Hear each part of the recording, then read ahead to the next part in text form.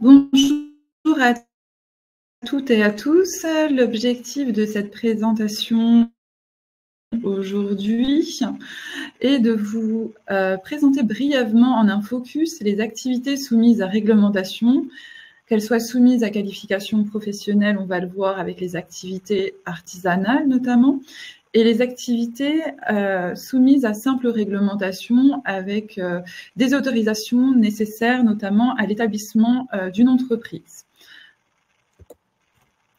Dans un premier temps, au sujet des activités artisanales, certaines activités définies à l'article L121-1 du Code de l'artisanat sont soumises à qualification professionnelle.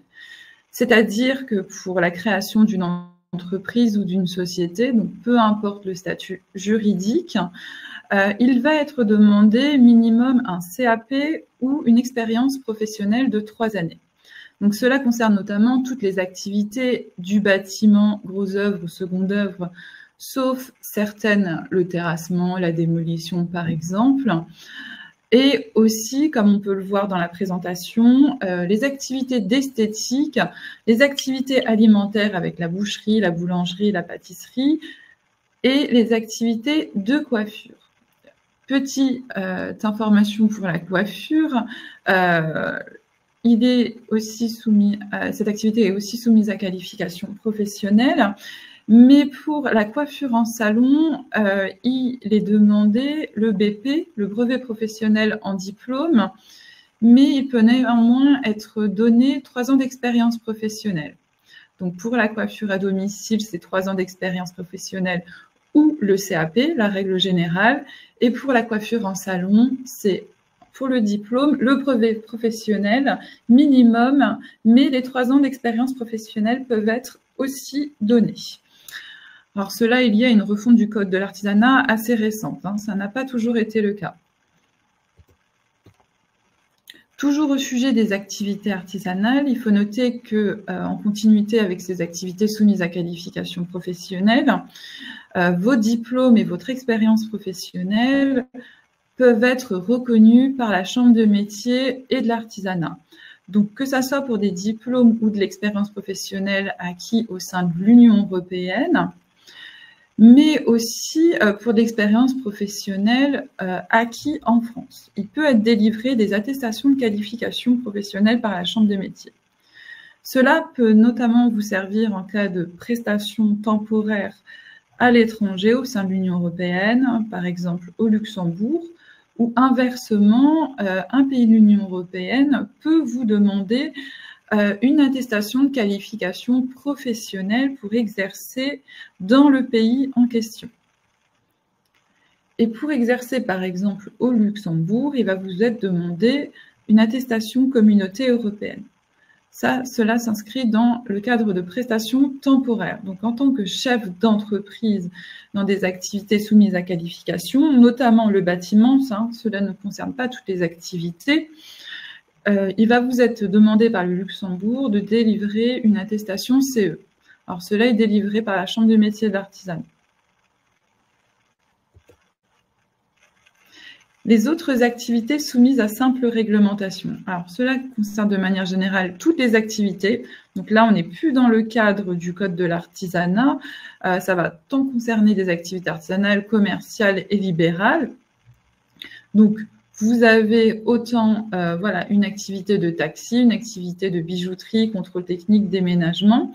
Vous avez plusieurs réglementations, donc documents demandés à l'ouverture de l'entreprise avant l'ouverture ou en cours. Donc, par exemple, pour une activité ambulante, c'est-à-dire de la vente sur les marchés, ça va être une activité, par exemple, de fabrication de bijoux, une activité de fabrication de bougies, une activité alimentaire où on va vendre sur les marchés. Il va vous être demandé d'avoir une carte ambulante. Donc, celle-ci, elle est délivrée après la création de votre entreprise parce qu'il faut le SIREN.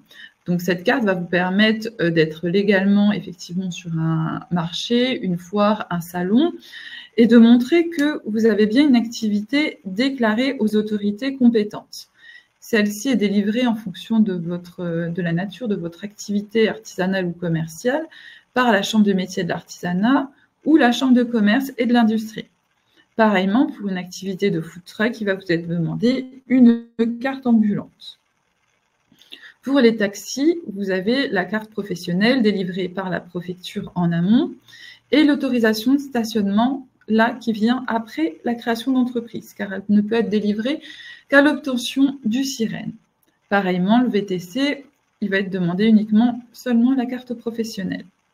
Après, vous avez les activités de bijouterie, orfèvrerie, contrôle technique, où là, on vous demande, par exemple, pour la bijouterie, déclaration d'existence auprès du service des douanes. Donc là, il y a une certaine réglementation, une obligation d'avoir un livret de police, une obligation de déclaration de vente des bijoux, surtout quand on les vend à l'étranger. Vous avez une obligation au niveau des métaux précieux, de déclaration au service du bureau des garanties au niveau des douanes. Pour le contrôle technique, vous devez obtenir, avant la création d'entreprise, un agrément délivré par la préfecture. Donc ça vous permet d'ouvrir votre contrôle technique. Sans ça, vous ne pourrez pas l'ouvrir. Et ça sera obligatoire de le délivrer au moment de la création d'entreprise. Pour une activité de déménagement, vous devez avoir une attestation de capacité délivrée aussi par la préfecture, l'ADREAL. Des autres activités soumises à simple réglementation, vous avez agent immobilier, où là, une carte professionnelle est obligatoire. Donc là, il y a des conditions pour avoir cette carte professionnelle. Elle est délivrée par la Chambre de commerce et d'industrie. Vous devez justifier d'un diplôme ou d'expérience professionnelle selon votre situation. Il y a des cas ici, je vous laisserai vous rapprocher de la Chambre de commerce pour voir effectivement votre situation. Pour tout ce qui est restauration, en plus de la vente à emporter et de l'activité ambulante qu'on a vue juste avant, vous avez une formation hygiène en milieu alimentaire à faire obligatoirement. Donc ça, elle peut être faite après la création de l'entreprise. Vous avez un certain délai pour le faire. Donc pas de panique, mais elle est obligatoire. Vous avez aussi une déclaration de manipulation des denrées animales à faire dès que vous vendez aux consommateurs. Elle est à faire via le site internet du gouvernement et un agrément sanitaire pour certains cas, des cas minoritaires, plutôt des grosses entreprises quand on agit entre professionnels. Pour les entreprises de service à la personne, donc ça peut tant concerner des entreprises de ménage, de garde d'enfants, de prestations de petit bricolage homme toute main. Vous avez une liste d'activités exhaustive à l'article D723-1 du Code du travail. Ces activités sont soumises à déclaration sur un intranet pareil du gouvernement sur le site Nova à faire après la création d'entreprise. Et certaines activités sont soumises à agrément et autorisation pour certaines. Par exemple, la garde d'enfants peut être soumise à agrément. Donc là, ici, pareil, quand vous créez votre entreprise, si vous voulez rentrer dans le cadre du service à la personne, il est très important de noter dans vos activités ce terme bien précis, service à la personne, et ensuite votre activité pour pouvoir rentrer dans le cadre d'exonération fiscale et sociale du service à la personne. Pour ce qui est des activités de livraison de colis, repas en véhicule motorisé, pareil que... Et ensuite, en connectivité un peu avec l'esthétique, vous avez des activités non soumises à qualification professionnelle, c'est-à-dire qu'on ne demande pas de diplôme ou 3 ans d'expérience professionnelle, tout ce qui est maquillage permanent, tatouage. Cependant, c'est soumis à des conditions d'hygiène et de salubrité. Donc là, la formation conditions d'hygiène et de salubrité va être obligatoire. Pour finir, il a été fait un focus sur l'activité de bar, café, débit de boissons, donc qui concerne autant la restauration sur place et à emporter. Alors, des licences sont obligatoires pour pouvoir ouvrir un établissement, que ce soit emporté ou sur place. Ça concerne le type de boisson vendue, en sachant que la vente de boissons sans alcool n'est pas soumise à licence, c'est-à-dire qu'on peut vendre sans avoir de licence. Et on voit qu'en fonction de votre type d'activité, voilà, vous êtes soumis à telle ou telle licence, en sachant que vous avez le groupe 1 qui concerne des boissons sans alcool, les groupes 3 de boissons qui concernent les boissons non distillées, donc tout fermenté non distillé, tout ce qui est bière et vin. Donc par exemple, pour une licence emportée, donc dans le cas d'une restauration emportée, vous avez la licence emportée qui va concerner tous les groupes. Donc là, vous êtes autorisé à vendre de l'alcool de tout groupe, hein, autant du fort que du petit.